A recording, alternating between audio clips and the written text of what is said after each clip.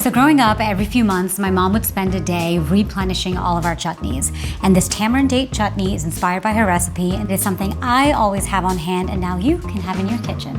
Today we're gonna make a warm roasted Brussels sprout salad. It's got apples, gorgonzola, pomegranate, and toasted pecans. So we've got some beautiful quartered and roasted Brussels sprouts here. To that, we're gonna add some toasted pecans.